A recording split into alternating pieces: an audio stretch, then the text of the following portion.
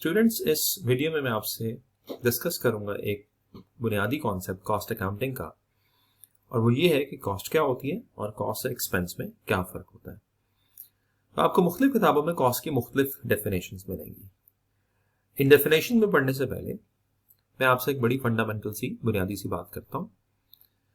उम्मीद है आपने ये जुमला बहुत दफ़ा सुना होगा, and I am writing it here, कि in order to get something we have to lose something। यानी कि जिंदगी में हमें कुछ पाने के लिए कुछ खोना पड़ता है। तो जो कुछ भी आप हासिल करना चाहते हैं उसके लिए आप जो कुछ भी खोते हैं वो आपकी कॉस्ट बन जाती है उस चीज को हासिल करने की। मिसाल के तौर पे आप गाड़ी हासिल करना चाहते हैं, उसको हासिल करने के लिए आप cash in hand let's say 1 lakh रुपए वो लूज करते हैं, कैश एट बैंक 4 लाख रुपए वो लूज करते हैं। तो गाड़ी हासिल करने की कॉस्ट जो आपको पड़ेगी वो 5 लाख रुपए है। इसी तरीके से आप पढ़ना चाहते हैं तो पढ़ने के लिए आप ट्यूशन फी जो पे करेंगे, लेट्स से आप 10,000 रुपये पे करते हैं तो वो 10,000 रुपये कॉस्ट बन जाएगी आपकी पढ़ने की। लेट्स से ट्यूशन फी नहीं है बट आप इंटरनेट कनेक्शन के लिए, काफ़ी पेंसिल के लिए पेमेंट्स करते हैं तो वो पेमेंट्स आपकी कॉस्ट बन जाएगी पढ़ने की। तो अब अगर आप कॉन्सेप्ट ऑफ कॉस्ट को इतनी ब्रॉड सेंस में देखें, दैट्स व्हाट आई वांटेड कि आप कॉस्ट को सबसे पहले तो ब्रॉड सेंस में देखें, तो फिर आपको जिंदगी में जगह जगह पे कॉस्ट नजर आएगी। बेसिकली हर चीज में कॉस्ट है when you look at broader sense. मिसाल के तौर पे हम जिंदगी में कमाना चाहते हैं, कमाते हैं, तो उस कमाने के लिए समटाइम्स हम अपनी हेल्थ लूज कर लेते हैं, तो यहाँ पे कमाने की कॉस्ट हेल्थ हो सकती है। फिर बाद में एक स्टेज ये आती है कि हम हेल्थ हासिल करना चाहते हैं और उसके लिए फिर हम अपनी वेल्थ लूज करते हैं सेहत के लिए। तो उस स्टेज पे हेल्थ को अर्न करने के लिए जो कॉस्ट बन जाएगी वो हमारी वेल्थ होती है। तो मुख्तलिफ स्टेजेस में मुख्तलिफ कॉस्ट लाइफ में हम इनकर कर रहे होते हैं। तो जब आप कॉस्ट को इस ब्रॉड सेंस में देखते हैं तो फिर आपको समझ आती है कि जिंदगी में हर चीज में हम कहीं ना कहीं कॉस्ट इनकर कर रहे होते हैं। अब हम इस ब्रॉड कॉन्सेप्ट को थोड़ा सा स्पेसिफिक करते हैं और एक डेफिनेशन की तरफ आते हैं, और फिर मैं कुछ 1-2 डेफिनेशंस जो कि कुछ ऑथर्स की हैं और इंस्टीट्यूट्स की हैं वो भी लिखता हूँ। तो सबसे पहले यहाँ पे मैं एक लाइन लिख रहा हूँ, and that is the definition of cost. So according to that definition, cost is a sacrifice. तो अगर आपने कॉस्ट को एक लफ्ज से रिप्लेस करना हो तो बुनियादी तौर पे वो लफ्ज सैक्रिफाइस है। कॉस्ट बुनियादी तौर पे सैक्रिफाइस है। अच्छा, किस चीज का सैक्रिफाइस है? ऑफ रिसोर्सेस, जो हम गिव अप करते हैं। लेकिन इन रिसोर्सेस को और इस सेक्रीफाइस को यहां पे हम मेजर करेंगे मॉनेटरी टर्म्स में, मेजर इन मॉनेटरी टर्म्स। अब चूंकि हम बात अकाउंटिंग की कर रहे हैं, मॉनेटरी की स्पेलिंग गलत हो गए, let me just correct it, monetary. तो चूंकि अब हम बात अकाउंटिंग की कर रहे हैं तो यहाँ पे हम इसको क्वांटिफाई करेंगे, इसको मेजर करेंगे, और मेजर करने का जो यूनिट है वो मनी है। तो cost is a sacrifice of resources given up, जिसको हम मेजर करेंगे मॉनेटरी टर्म्स में। और ये सैक्रिफाइस हम क्यों करते हैं? To acquire something. तो ये एक डेफिनेशन हो गई जो उससे ज्यादा स्पेसिफिक डेफिनेशन है। अगेन वही बात है, ऑलमोस्ट वही लफ्ज हैं, कुछ एडिशंस के साथ हैं। अगेन इसकी मिसाल हम ले लेते हैं कि हम क्या एक्वायर करना चाहते हैं। हम गाड़ी एक्वायर करना चाहते हैं, उसके लिए क्या करना पड़ेगा? उसके लिए कुर्बानी देनी पड़ेगी। किस चीज़ की कुर्बानी देनी पड़ेगी? कुछ रिसोर्सेज हमें छोड़ने पड़ेंगे। वो रिसोर्सेज जो हम छोड़ेंगे, अगर हम उनको मेजर कर लें कि उनकी मॉनेटरी वैल्यू क्या है, जिस तरह मैंने आपको बताया, कैश इन हैंड दे देते हैं, उसकी मॉनेटरी वैल्यू 1 लाख रुपए है। कैश एट बैंक दे देते हैं, उसकी मॉनेटरी वैल्यू 4 लाख रुपए है। लेट्स से एक पुरानी गाड़ी भी दे देते हैं, उसकी वैल्यू 5 लाख रुपए है, तो फिर हमें नई गाड़ी हासिल करने की जो कॉस्ट पड़ रही है वो 10 लाख रुपए है। So cost is a sacrifice of resources given up measured in monetary terms to acquire something. अब इसके बाद मैं एक दो डेफिनेशंस लिखता हूं जो कि बुनियादी तौर पे यही बात कर रही हैं, लेकिन अब आपको ये ज़्यादा अच्छी समझ आएगी। तो पहली definition I am writing and I am putting it in double quotes, क्योंकि ये एक किताब से है। किताब है कॉस्ट अकाउंटिंग की, मैट्स एंड यूजरे की, बड़ी फेमस किताब है, बहुत सारी क्वालिफिकेशन में पढ़ाई जाती है। तो according to Mats and Yusre, cost is and exchange price. तो यहाँ पे इन्होंने वर्ड यूज किया एक्सचेंज प्राइस है, और फिर साथ ही कहते हैं सैक्रिफाइस मेड, तो वो कुर्बानी वाला वर्ड भी आ गया। To secure benefit, to secure benefit.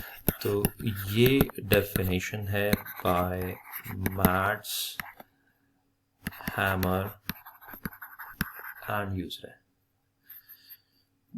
Basically the name of Usry is before that. तो यहाँ पे वही बात हुई भी है कि cost is an exchange price, बदले की जो प्राइस है किसी चीज को, किसी फायदे को हासिल करने के लिए, किसी चीज को हासिल करने के लिए जो बदले की प्राइस है, और जो बुनियादी तौर पर कुर्बानी है, वो बदले की जो प्राइस है वो कॉस्ट कहलाती है। अच्छा जी, अब एक और डेफिनेशन ले लेते हैं on that will conclude the concept. बुनियादी तौर पे जो बात है वो तो वही है जो मैंने आपको शुरू में ही बता दी है, लेकिन मैं अब इसको मुख्तलिफ अल्फाज में इसलिए बता रहा हूँ क्योंकि these are the technical words जो कि जिन वर्ड्स में आपने कॉस्ट को डिफाइन करना है। तो according to American Accounting Association, again मैं इसको डबल कोट्स में लिखता हूँ, कॉस्ट इज अ फोरगोइंग। तो फोरगो का वर्ड आ गया यहाँ पे। अब देखें वर्ड की चॉइसेस मुख्तलिफ है, फोरगो कर देना, छोड़ देना।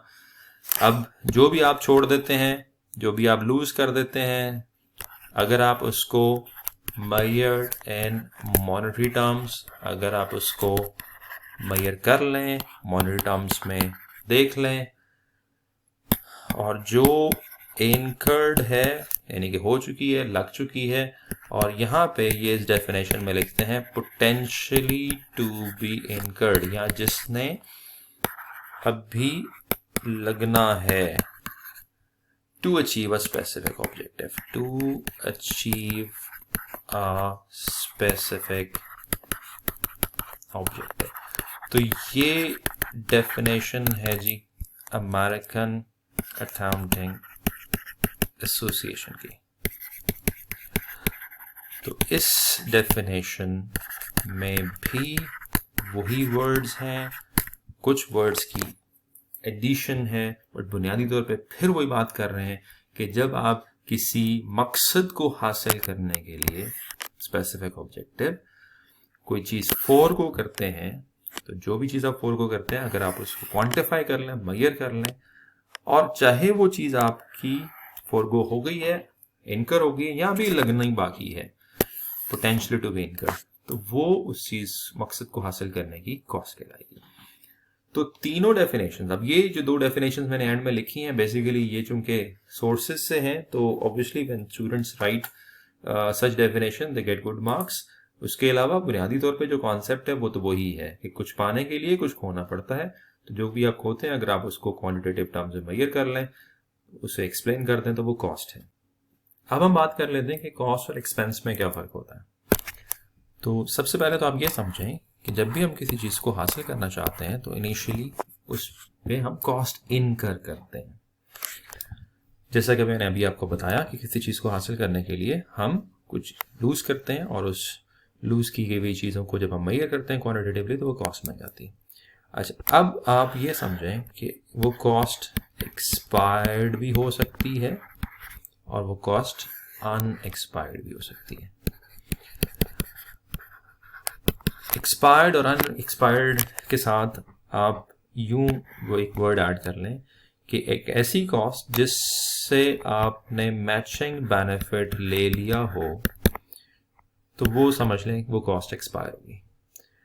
और एक ऐसी कॉस्ट जिससे अभी आपने मैचिंग बेनिफिट ना लिया हो, तो वो समझ लें कि अभी एक्सपायर नहीं हुई।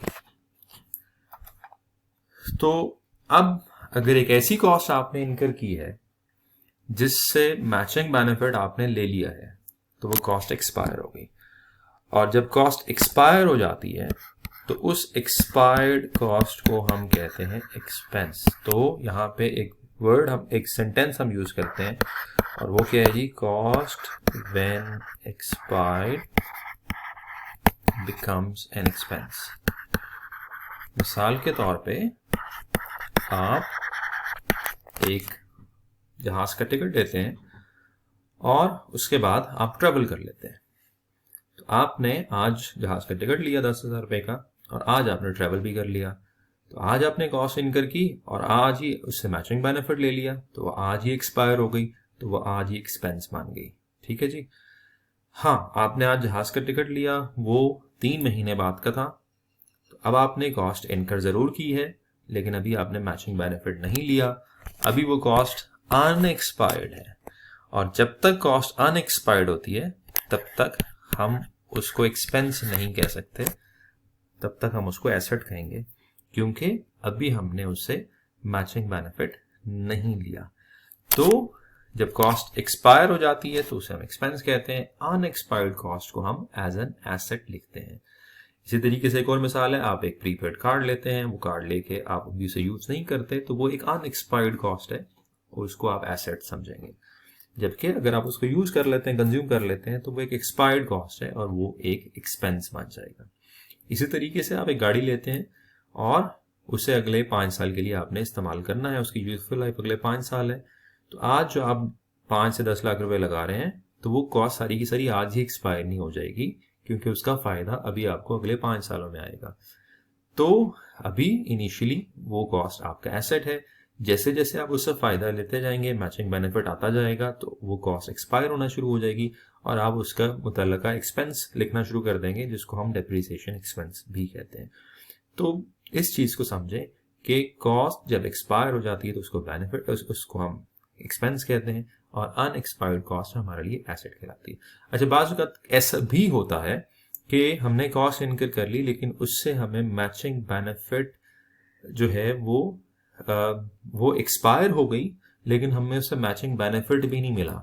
तो अब अगर ऐसी कोई सिचुएशन हो जिसमें कॉस्ट इनकर की है और वो कॉस्ट एक्सपायर भी हो गई है, लेकिन हमें उससे फायदा कोई नहीं मिला, तो फिर इस चीज को हम कहेंगे लॉस। तो यहाँ पे एक तीसरी चीज आ जाती है और उसको हम कहेंगे लॉस। तो लॉस बुनियादी तौर पे एक ऐसी कॉस्ट है जो एक्सपायर हो गई है, लेकिन उससे हमें कोई बेनिफिट नहीं मिला। सो आई होप कि आज आपको ये कॉन्सेप्ट क्लियर हो गया होगा कि कॉस्ट क्या है और कॉस्ट और एक्सपेंस में क्या फर्क होता है।